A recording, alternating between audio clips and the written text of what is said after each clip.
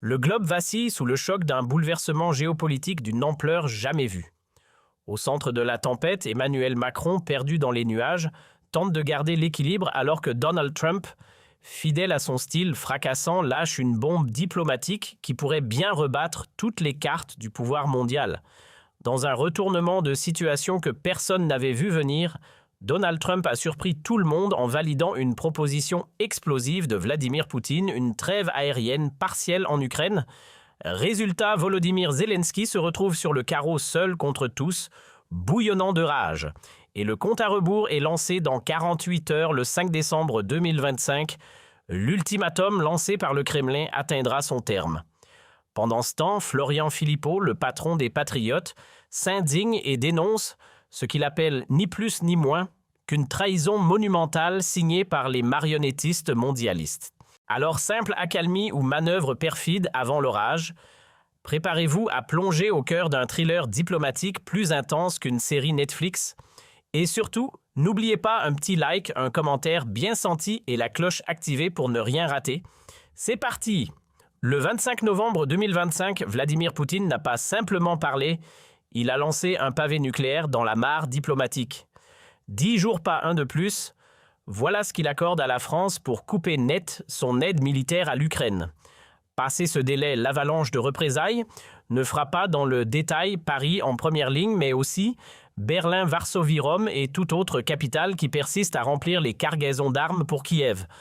Pendant ce temps, de l'autre côté de l'Atlantique, Donald Trump, fraîchement réinstallé à la Maison-Blanche depuis janvier, joue à l'éclaireur de la rupture. L'OTAN, selon lui, est une dépense inutile.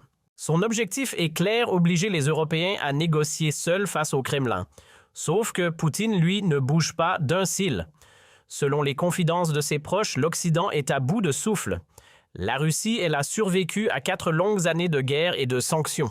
Elle veut maintenant ancrer son emprise sur Donetsk, Luhansk, Zaporizhia et Kherson. Mais le vrai coup de théâtre est tombé hier soir. D'après des fuites venues tout droit du Kremlin, Vladimir Poutine aurait décroché son téléphone pour parler directement à Emmanuel Macron dans le plus grand secret. Le message est glaçant: couper les livraisons d'armes ou la France paiera au prix fort. Ce n'est pas la paix qu'il propose, c'est une menace directe à l'Élysée.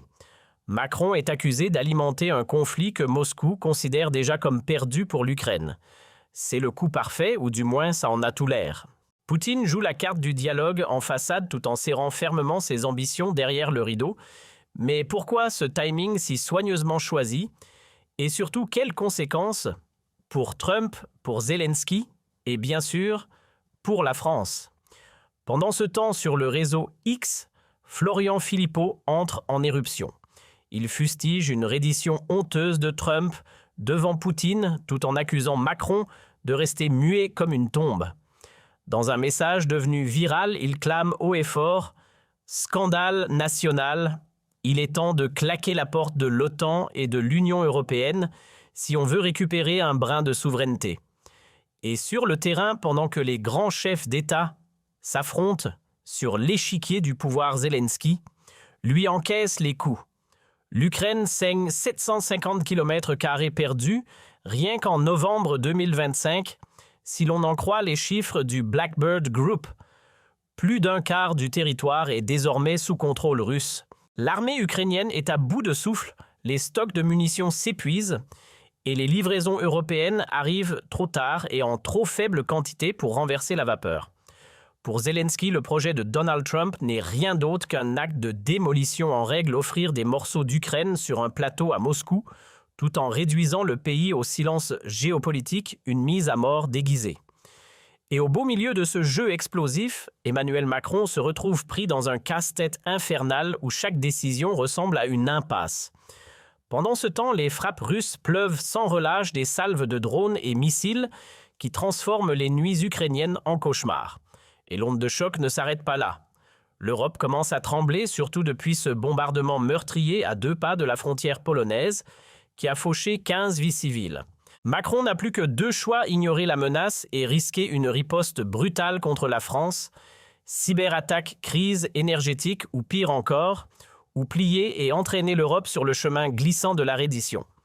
Florian Philippot lui dégaine pour lui « L'affaire est claire comme de l'eau de roche. Poutine pose un piège sous les pieds de Macron et de l'Union européenne. Trump, quant à lui, s'aborde volontairement l'OTAN pour défendre ses propres intérêts.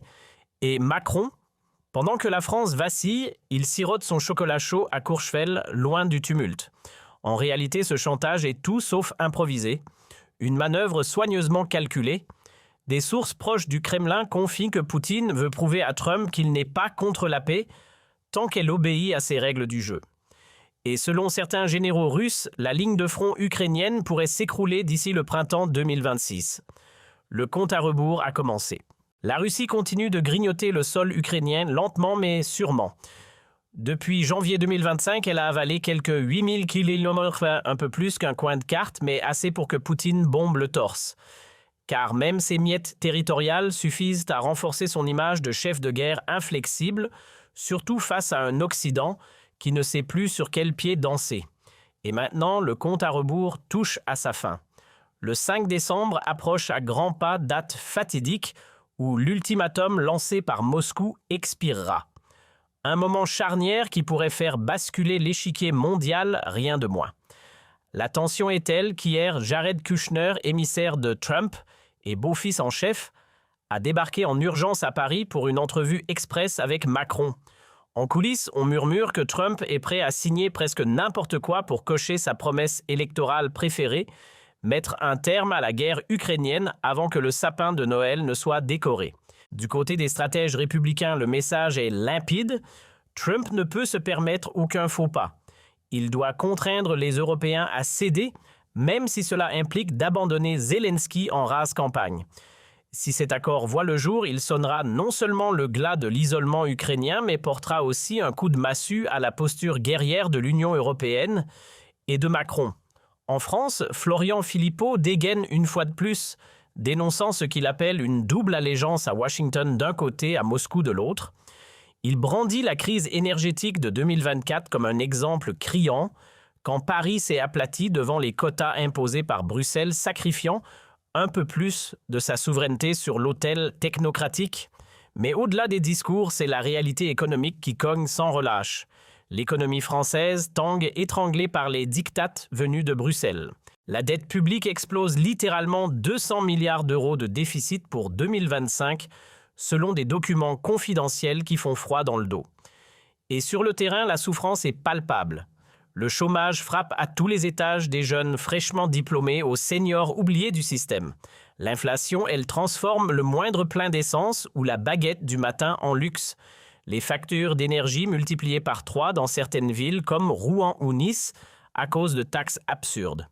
Des familles entières doivent désormais choisir entre se chauffer ou se nourrir. Oui, on en est là.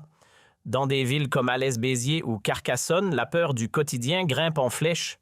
L'insécurité devient la norme nourrie par une politique migratoire chaotique que Philippot qualifie sans détour de submersion dictée par Bruxelles. Et pendant ce temps, Emmanuel Macron lui s'offre des vacances dorées à Courchevel, enchaîne les éclats de rire avec Brigitte dans des hôtels 5 étoiles pendant que certains Français cherchent leur dîner dans les bennes à ordures. Mais ce n'est pas tout. Une fuite incendiaire vient de sortir, une TVA à 25% serait à l'étude. Oui, vous avez bien entendu. Un coup de massue fiscal qui frapperait les ménages déjà à bout. Les agriculteurs de la Bretagne au lot, en passant par le Nord, désertent leurs exploitations étranglées par des réglementations venues tout droit des bureaux climatisés de Bruxelles. Et pendant ce temps, les retraités de Marseille, Toulouse ou Strasbourg comptent les centimes pour chauffer leur logement. Les petites entreprises, elles s'effondrent une à Saint-Étienne-Mulhouse ou Bayonne étranglées par une pression fiscale insoutenable. Les géants, eux, continuent d'engranger les bénéfices. L'industrie française, elle vit ses derniers souffles. Solvay ferme ses sites de Lyon et Fos-sur-Mer, supprimant 800 postes d'un trait. ArcelorMittal, de son côté, sabre sa production à Dunkerque, étranglée par des coûts énergétiques devenus absurdes. Merci Bruxelles. Durant la deuxième moitié de 2025, la France a franchi un triste sommet. 15 000 entreprises ont mis la clé sous la porte, un record historique jamais vu auparavant. Et pendant que le tissu économique se désintègre, les quartiers populaires, eux, s'embrasent. En octobre, Paris, Lyon et Marseille ont connu des nuits d'émeutes marquées par des tensions migratoires explosives. À l'autre bout du pays, dans la Creuse ou le Pas-de-Calais, les habitants dénoncent une montée fulgurante des cambriolages et agressions dans un climat d'abandon total. À Niort-Saint-Nazaire et Valenciennes, ce sont les ouvriers qui descendent dans la rue pour défendre leurs usines condamnées. Et sur X, la révolte prend feu, les hashtags Macron démission, Frexit ou encore Stop Trahison se propagent comme une traînée de poudre. Une étude révèle l'ampleur du ras-le-bol. 68% des Français redoutent de voir fondre leurs économies. 58% réclament un changement radical de cap. 75% ne croient plus du tout aux élites. Et 65% accusent Macron d'avoir fragilisé la nation. Et ce n'est pas tout. D'après les sondages, 60% estiment que l'ultimatum lancé par Poutine a fissuré l'unité européenne et 67% pointent Macron du doigt pour son silence jugé complice. Le maître du Kremlin lui avance ses pions avec brio en menaçant directement l'Élysée. Il tend une perche à Trump pour lui permettre de sortir la tête haute tout en gardant la main sur le jeu. Si Macron décide de céder, Trump pourra alors baisser le ton sans avoir à reconnaître qu'il s'est pris un mur. En revanche, s'il tient tête, Poutine en profitera pour monter d'un cran, jouant la carte du martyr face à un Occident qu'il dépeindra comme provocateur. Pour Florian Philippot, il n'y a aucun doute, c'est un guet-apens politique. Trump largue l'Europe sans scrupule et Macron, fidèle à sa boussole washingtonienne, entraîne la France dans l'abandon. Il n'oublie pas, et nous non plus, l'épisode humiliant de 2024 quand la France, sous la pression de Bruxelles, avait avalé les quotas migratoires malgré la grogne populaire. Une gifle à la souveraineté. Aujourd'hui, l'Occident est pris à la gorge avec deux chemins aussi risqués, l'un que l'autre, continuer d'inonder l'Ukraine d'armes au risque d'un enlisement sans issue, ou plier face à Moscou et déclencher une onde de choc mondial. Et puis dans les coulisses, une rumeur enfle, Paris envisagerait d'attaquer certains intérêts russes en Afrique. Mais attention, car cette hypothèse pourrait allumer la mèche d'un baril d'explosifs. Pendant ce temps, Kiev contre-attaque à sa manière une guerre des nerfs menée par drones interposés, ciblant même les artères énergétiques russes comme un oléoduc proche de Moscou. Le message est clair, l'Ukraine ne compte pas se rendre. Le monde est suspendu à un souffle. Paris va-t-elle s'incliner face aux pressions du Kremlin au risque d'avaliser un plan qui ressemble à s'y méprendre à une reddition maquillée ? Ou bien Poutine choisira-t-il de reculer pour éviter un choc frontal avec l'Occident ? À moins qu'il ne jette de l'huile sur le feu et précipite une crise économique planétaire, voire pire, un affrontement militaire ouvert. Et dans tout ça, la France version Macron restera-t-elle l'exécutant docile de Washington et Bruxelles ? Demain, un rendez-vous clé se tient à l'Élysée. Kouchner et Macron doivent trancher. On évoque un cessez-le-feu aérien comme première étape. Mais derrière cette façade diplomatique, à quel prix se négociera la paix ? Le temps presse. Si cette guerre ne s'éteint pas rapidement, l'ordre mondial risque de voler en éclats. Quand le droit international se transforme en outil de chantage, ce ne sont plus les lois qui règnent, mais les rapports de force. Pour Florian Philippot, c'est clair, l'heure du choix est venue. La France devra trancher entre l'indépendance ou la servitude. Et vous, qu'en pensez-vous ?